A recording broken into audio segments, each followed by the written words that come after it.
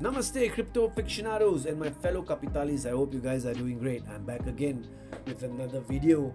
And before that, I just want to say that I'm not a financial advisor. And guys, if you have not subscribed to my channel, please subscribe to my channel. I want to grow my channel. I need your support. And I'm bringing you something today that is very controversial. And okay, why I think that Litecoin is better than Bitcoin now. Okay, of course, I'm not playing Bitcoin down. I'm not trying to say that that Bitcoin is a shit coin or anything like that. It is the best coin there is, the most robust, the most secure, the most trustless, right? The most decentralized, of course. But there's certain things that I think right now that is important to understand what is going on with Litecoin, and one of it is called the MWEB. The MWEB is the Mimblewimble extension block. Okay, and what this does is that it's a fungibility improving technology that enhances confidentiality between the senders and the receivers in a transaction. So essentially, MWEB can be seen as a literal extension from Litecoin's main chain or a parallel highway via which you can send coins to an extension block and back to the main chain. MWEB will provide users the option of sending confidential Litecoin transactions in which the amount being sent is only known between the sender and the receiver, as well as the benefit of having private address balances and increasing Litecoin's transaction throughput. Okay guys, so now I need to explain to you something. The understanding of money is very important. Okay, you need to know what sound money is all about. Okay, sound money is something that is divisible.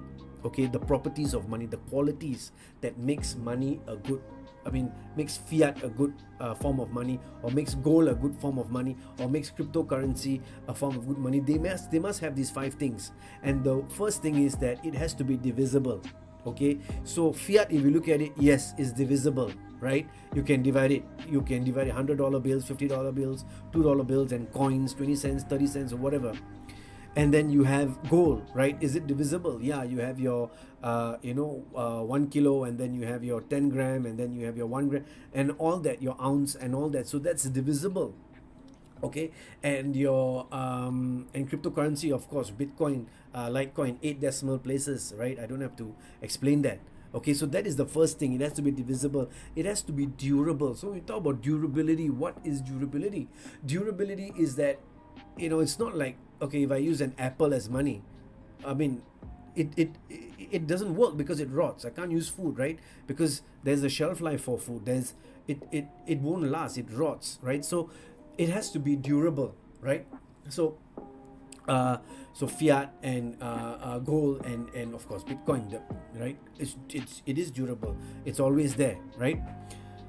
Is it recognizable? Recognizable in the sense that, is it recognizable money? That this money, is it verified, right? That it's authentic, right? It's authentic. Of course it is, right? For fiat, there's a serial number. For gold, there's the mint. There's a mint on it. That there's a brand of the gold on it, like Pump and all that, like Credit Suisse and all that. And when you buy, also they have a serial number, right? And for Bitcoin, of course, the transaction hash, right? So that is the qualities of money. And also, is it scarce? Why isn't sand a form of money? Because there's so much of sand, right, in this world. But gold is scarce, right? And gold is limited compared to silver. That's why gold is more expensive to silver. So scarcity, if you look at it, Bitcoin is scarce, 21 million. Litecoin is scarce, 84 million, right? So scarcity is important. And the last thing is, you have to ask, is that form of money portable? Can I bring it around? Can I send it around the world, right? Of course, Bitcoin you can. Fiat you can, through your banks, of course. But gold is a bit difficult within your country, your local, your local countries. You can do that, but you want to send it to US, it's going to be a challenge. So these are the properties of money that make money good or bad, right? Whether they conform to these 5 qualities, whether they have these qualities or not. That's what make money money. But the problem with Bitcoin right now is that it's not private and it's not that fungible. Okay, so if I'm going to tell you now, your $1 and your $1 US and my $1 US is the same, because it's, you have a serial number, I have a serial number, it's exchangeable, it's 1-to-1 exchangeable. Your 1 gram of gold and my 1 gram of gold is exchangeable, right? But is 1 BTC equals to 1 BTC, or is 1 Litecoin equal to 1 Litecoin? Apparently not, because how I got the Litecoin or how you got the Litecoin, we don't know. We don't know the Litecoin that you are sending me. Are you a terrorist? Have you used it to fund illegal activities?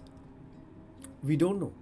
And if that coin, I'm going to send it on to the exchange can stop my withdrawals, because the authorities can alert the exchange and say, look, this is tainted money, this is tainted coin, stop it, withdraw it. They can open up an investigation on me. Okay, but for cash you can't do that. I go into a shop, I pay him $50, I go out, that's it, right? With that money he can't trace. He cannot trace where that money has gone through. No, you can't do that. Although fiat is tainted by drug money, but that's another story. But yeah, we leave that out. But you can't trace that thing, right? So that's what I'm talking about. So we have a problem here. If once the regulation comes, once the authorities, if they want to be nasty, right? Don't trust the government. I don't trust the government. But you need something. You need a technology, or you need something where no one can see how much you have in your wallet, right? So now, if supposing you're going to a supermarket, you're buying something, and you are paying crypto, you're paying Litecoin or Bitcoin, the cashier knows your address and can go onto the Explorer or the scanner or whatever and can check and see, okay, John's wallet, where did it go? 5 Litecoin went here, 3 Litecoin went here to this address, 2 Litecoin went here, and all that. Why? Why should anybody see that? Why should anybody know how much money I have in my wallet? That's none of their business, right? So the fungibility, the privacy, it's very, very important. And Bitcoin does not have that yet, of course. Bitcoin, of course, is the father of crypto, and Litecoin is the fork of Bitcoin. So whatever happens on Litecoin will eventually usually happen on Bitcoin. So you talk about SegWit, you talk about Taproot, you talk about all that, even Mimblewimble could come to Bitcoin.